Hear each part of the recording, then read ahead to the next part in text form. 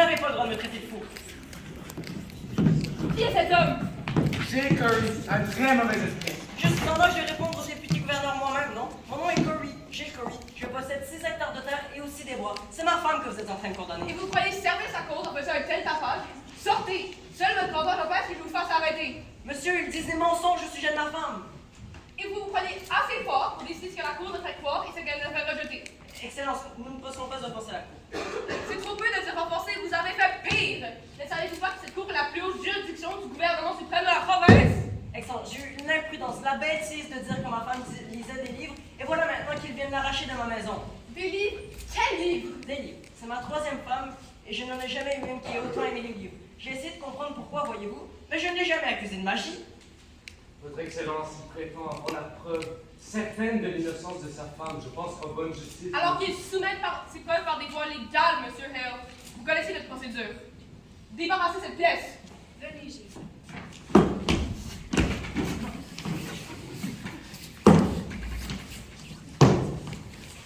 Marie, que faites-vous ici? Elle peut parler au député gouverneur général. Avez-vous pas dit que Marie Morel était malade au lit? Elle l'était, monsieur. C'est battu toute la semaine. Monsieur, je pense que vous désirez entendre la fille. Un moment. Que désiriez-vous dire, Marie Morel? Elle veut dire qu'aucune des filles qui étaient à la cour n'ont plus d'esprit, monsieur. Elle n'a jamais plus d'esprit. Jamais. J'ai une déposition. Je n'accepte pas de déposition. Dites-moi, monsieur le docteur, avez-vous raconté cette histoire dans le pays? Non, monsieur. Votre Excellence, vous ne laisserez pas un mensonge aussi vil se répandre parmi les membres de la cour. Votre indignation est prématurée, monsieur Charles. Moi, je suis frappé par le fait qu'il ose venir et raconter une pareille histoire. Une histoire qui pourrait très bien être la vérité, votre honneur. Évidemment.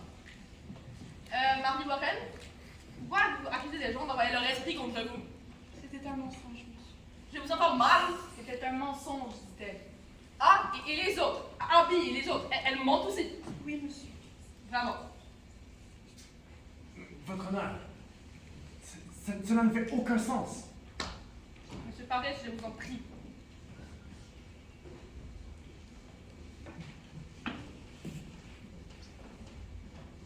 S'il vous plaît, monsieur. J'ai une déposition de Marie Warren. En fait, excusez-moi. De tous les hommes, les fermiers du village, ok, qui attestent que ni ma femme, ni Martha Curry, ni Rebecca Nurse ne sont des sorcières. Pourtant, quel but vous fait-il pour venir à cette cour? La libération de ma femme, monsieur. Indication. Monsieur Trevor? Votre Excellence, Oui? vous ne pouvez nier, John. Quand je suis allée arrêter sa femme, il a déchiré la cour. Vous voyez bien. Il a fait cela, monsieur Hill? Oui, c'est vrai, il l'a fait. Monsieur le procteur, monsieur, avez-vous jamais vu le diable? Jamais vu le diable, monsieur. Vous êtes un bon chrétien. Un bon chrétien, monsieur. Mais un chrétien qui ne venait à l'église qu'une fois par mois. Il m'est arrivé en effet de labourer le dimanche. J'ai 3 garçons, monsieur. Et jusqu'à l'année dernière, mes terres n'ont rien amené. Monsieur, je ne pense pas que vous puissiez l'accuser sur de pareils faits. Je m'accuse, point. Monsieur Proctor, la déposition de Marie Warren? Ah oui, monsieur. C'est sa déposition. Elle atteste qu'elle n'a jamais vu d'esprit. Jamais vu d'esprit, monsieur. Elle atteste aussi qu'elle mentait durant les derniers tribunaux. Oui, monsieur. Elle atteste que les autres filles mentaient avec elle. Oui, monsieur. Mais nous l'avons tous entendu crier, hurler. Comment se peut-il? C'est une manière pour aveugler la cour, votre honneur. Monsieur Paris! Monsieur le procteur, ce matin, alors qu'on était au tribunal, votre femme m'a parvenu d'une supplique. Elle affirme qu'elle est enceinte. Ma femme, enceinte? Nous l'avons examinée, elle n'en montre aucun signe. Mais si elle dit qu'elle est enceinte, elle doit l'être. Cette femme n'a jamais menti, monsieur. Jamais menti, jamais menti. Nous avons pensé, nous, que cette grossesse menait trop à point pour être croyable. Réfléchissez. Vous prétendez n'avoir aucun autre but que celui de sauver votre femme. Il vous tient à vous-même qu'elle soit sauvée pour au moins un an. C'est long un an, monsieur Proctor. Qu'en dites-vous? Abandonnez-vous vos accusations? Je crois que je ne peux pas, monsieur. votre décès est plus important que nous l'avons pensé. C'est une manœuvre pour renverser la cour, votre honneur. Monsieur Paris, je vous en prie. La déposition de Gilles Proctor, c'est Gilles... Gilles comment déjà? Gilles... Corey, monsieur. Corey, venez ici. Allez, mais qu'est-ce que c'est? Je n'ai pas vu. Allez. Excellence, voici ma déposition contre Putnam. Et quelle preuve apportez-vous de votre accusation, monsieur? La preuve est ici. Si Georges Jacob est pendu pour sorcellerie, on confisque ses terres. C'est la loi. Et Putnam est le seul qui ait assez d'argent pour acheter une propriété aussi grande. Cet homme fait pendre les gens pour avoir leur terre. Mais la preuve, monsieur, la preuve! La preuve, je l'ai obtenue d'un honnête homme qui m'a rapporté certains propos tenus en sa présence par Putnam. Le jour où sa fille a dénoncé Georges Jacob, il a dit en se frottant les mains qu'il devait lui faire le cadeau d'un beau morceau de terre. Et le nom de cet homme? Le nom? Oui. Mais je ne peux pas vous donner son nom. Pourquoi? Mais vous le saviez très bien, si je vous donnais son nom, vous le mettriez en prison. Vous allez nous dire son nom. Je ne peux vous donner aucun nom. Vous êtes un véritable homme de loi. Préférez-vous que je déclare immédiatement la cour en pleine session ou allez-vous me répondre? Je ne peux donner aucun nom. Vous êtes un vieux fou, monsieur Corée. Monsieur Javeux, prenez note. La cour est maintenant en session. Excellence, nous ne Monsieur pouvons Père? plus fermer les yeux. Une peur prodigieuse de la cour pèse sur le pays. Si monsieur Corée, si votre informateur dit la vérité, qu'il vienne ici comme un honnête homme. En ce moment, le gouvernement de l'Église vous demande tous le nom de l'homme qui a dénoncé monsieur Putnam comme un meurtrier. Calmez-vous. Nous ne supporterons pas une pareille effronterie. Monsieur Putnam est un de nos meilleurs amis. Nous le connaissons tous. C'est un honnête homme. Comprenez-vous? Marie Borel, venons-en à votre déposition. Sur cette copie, vous affirmez n'avoir jamais vu d'esprit familier ou d'incarnation dans la cour. C'est vrai, monsieur. Si cela est vrai, vous mentez effondrément dans toute la cour, tout ce temps. Oui, monsieur.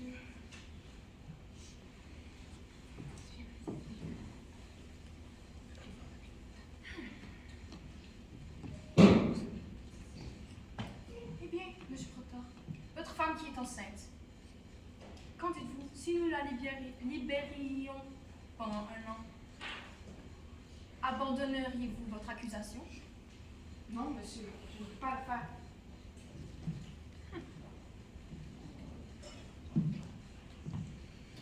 Je ne peux supporter une pareille relation. Marie Warren affirmait qu'elle n'a jamais vu d'esprit, pourtant, elle s'est évanouie plusieurs fois pendant que nous étions tous. Monsieur Paris, nous ne sommes pas en train de parler de ça. Marie Morel, soit vous mentez en ce moment, soit vous allez mentir au tribunal. Et dans l'un et l'autre cas, vous avez menti effondrément devant le tribunal et vous allez vous faire punir. Je ne mentais pas. Je mentais, oui, je mentais. Et à présent, je ne mens pas.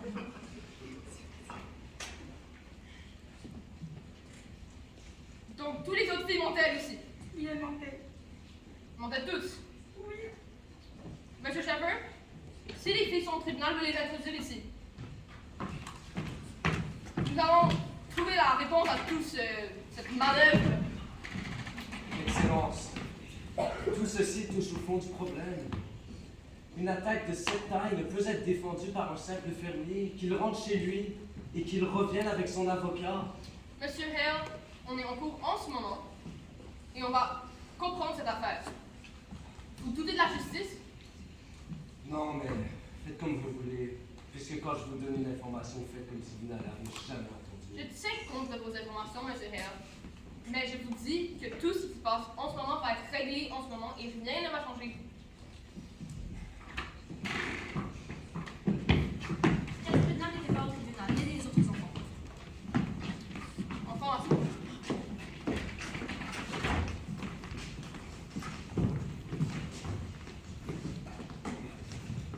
Abigail, votre ami Marie Warren ici prétend n'avoir jamais vu d'esprit familier ou d'incarnation dans le tribunal. Si cela est vrai, tous vous n'aurez jamais vu rien aussi, mais si vous n'avez rien vu, dites-le moi maintenant. Sinon, on va devoir aller. Avez-vous des aveux à nous faire? Non, monsieur. Vous êtes... Ment-elle? Oui. Je n'ai aucun aveu à vous faire, elle ment. Il nous faut la preuve que l'une de vous deux est sincère. Voyons, l'une de vous deux est-elle disposée à faire sur le champ votre aveu? Abby, tu te souviens? étais à côté de moi, tu me regardais pendant que je l'ai enfoncé l'aiguille. Marie Warren? Non, monsieur. Mais si l'on était ainsi, que devrait penser le tribunal du... Marie Warren! Soutenez-vous toujours votre accusation contre Abigail? Monsieur. Durant le tribunal, Marie Warren a affirmé que vous étiez assise auprès d'elle durant une séance quand elle a enfoncé l'aiguille dans la poupée. Est-ce vrai? C'est faux, monsieur. Marie Warren ment. Mais, comme je disais, que devrait penser le tribunal d'une fille qui plante des poupées? Pardonnez-moi, des aiguilles dans des poupées. Ceci mérite réflexion. En somme, Marie Warren, vous vous accusez vous-même de faire des pratiques de sorcellerie. Jamais, non, impossible. Vous semblez troublé, comme quelqu'un qui s'est pris à son propre piège.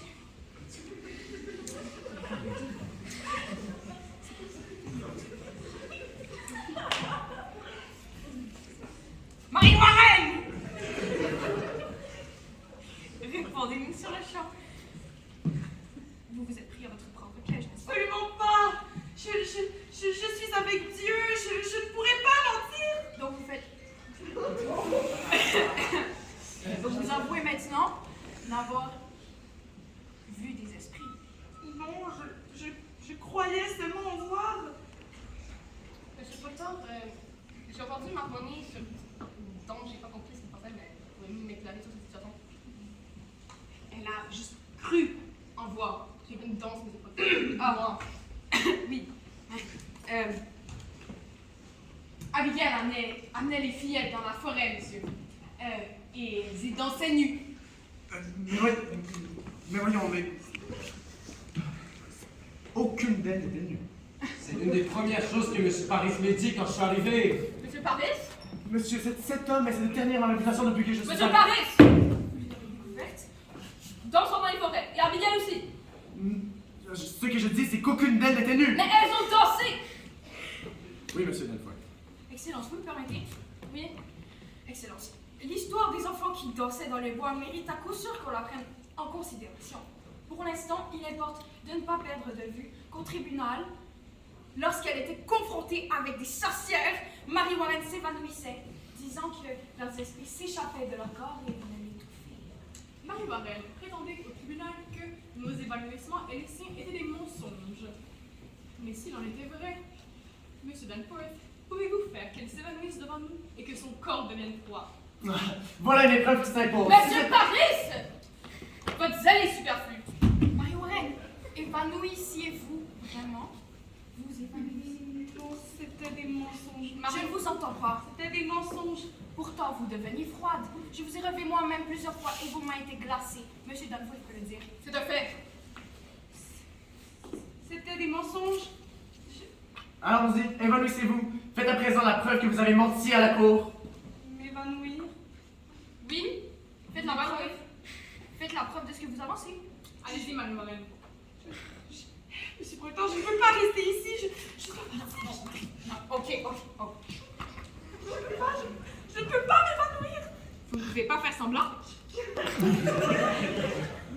ne peux pas maintenant. Vous avouez donc qu'à la cour, vous obéissiez à des esprits? Non, monsieur, non. Pourquoi? Que vous manque-t-il? Je ne peux pas dire. Est-ce parce qu'ici, il n'a pas de mauvais esprit alors qu'il en avait avant? Il n'y a jamais eu d'esprit. Je croyais seulement en voir. Vous croyez?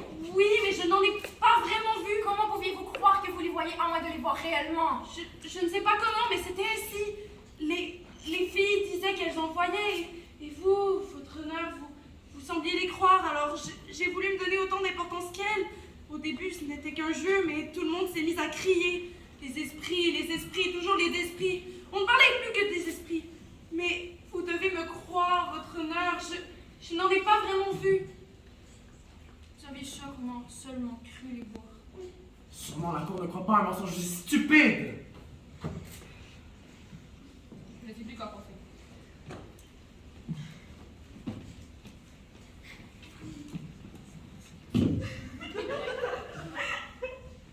Abigail Williams, je vous demande de nous répondre sans détour. J'ai été blessée, monsieur Danforth. J'ai vu mon sang couler. J'ai failli être assassinée à chaque jour. Parce que j'ai fait mon devoir en désignant les œuvres du démon. Et voici ma récompense, être questionné, suspecté, maltraité. Enfin, on ne vous suspecte pas.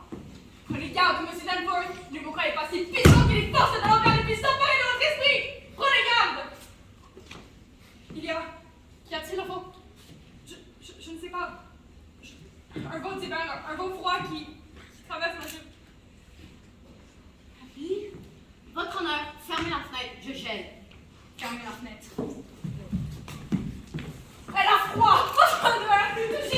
Oh! Marie Warren, c'est vous qui envoyez cette ombre glaciale sur moi. Oh Seigneur, sauvez-moi! Marie Warren, êtes-vous en train de les ensorceler? Non! Je gèle en Dieu tout-puissant. Ok, c'est ombre! Marie Warren, faites-vous assis vos esprits! Non! Pourquoi t'es froid? Nabi, ne fais pas ça!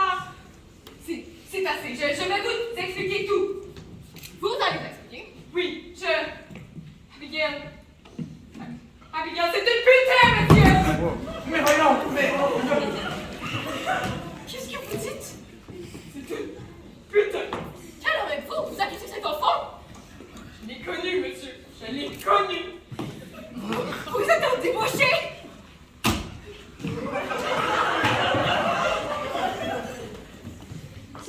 Quelqu'un en scène m'a été ensorcelé. C'était moi. J'étais comme un chien à son maître. Elle voulait danser sur la tombe de ma femme avec moi. Niez-vous ce que vient de dire cet homme? Plutôt que de répondre à une pareille accusation, je partirai pour ne plus jamais revenir.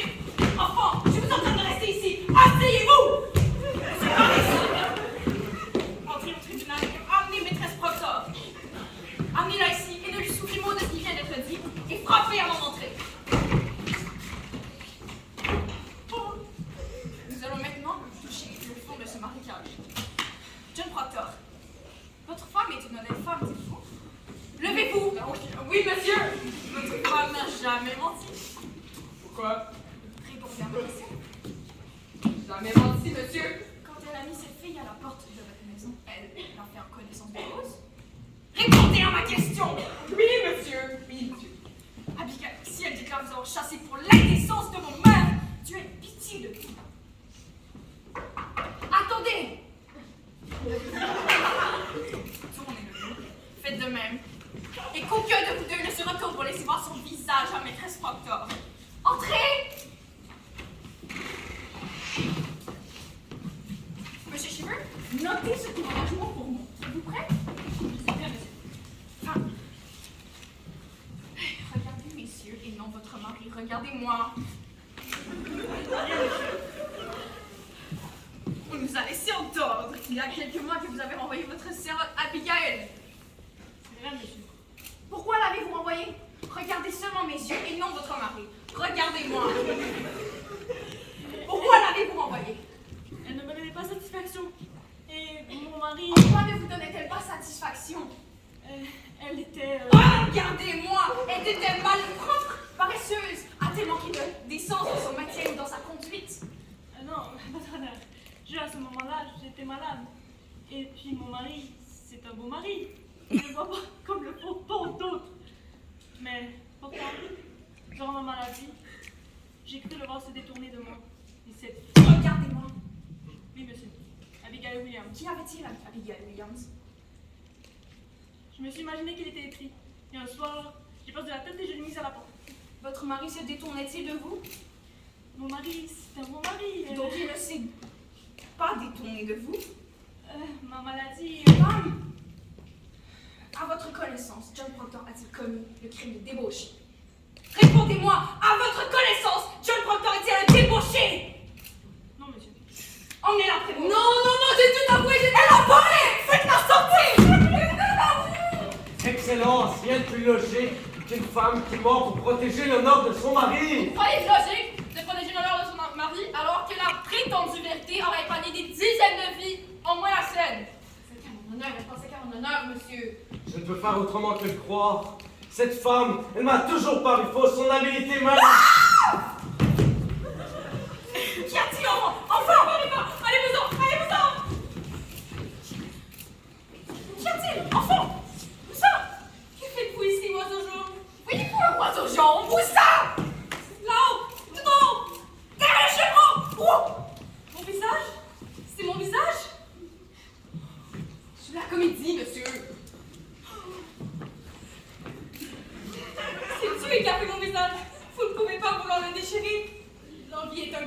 mortel, Marie! Non. Moquez-vous, monsieur, moquez-vous. En prenant la forme d'une bête, vous vous livrez à la magie d'Amorelle. Et moi, je ne peux pas me taire. Non, je ne peux pas. Je prie l'ouvrage de Dieu. Puis je suis ici. Moi, le fouet, je vais arrêter tout ça. Non. Marie Warren, faites-vous, ensorcelez-vous cet enfant. Elle ne voit rien, monsieur. Elle ne voit rien, monsieur. Puis vous ne devez pas tromper la cour plus longtemps. Abby, vous ne devez pas tromper la cour plus longtemps. Je suis ici, je suis avec vous. Je suis ici, je suis avec vous.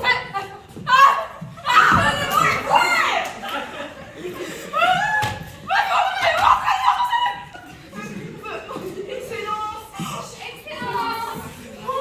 Marie Warren, êtes-vous en train de faire agir vos esprits? Non mais... Non, mais... Elle joue la comédie. Elle joue la comédie. Arrêtez, Abby, arrêtez. Arrêtez, Abby, arrêtez. Marie Warren, d'où vous vient ce pouvoir de vous emparer des esprits? Mais je n'ai aucun pouvoir. Je n'ai aucun pouvoir. Pourquoi ne répétez que vos paroles? Je sais pas.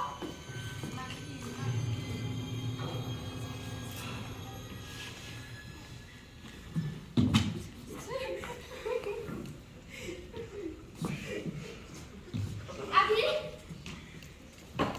Il descend? Il descend? Quoi? Il descend?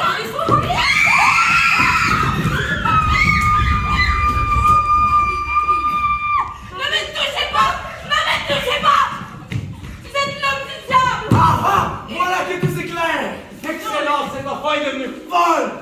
Il ne fait plus votre chemin. J'aime Dieu.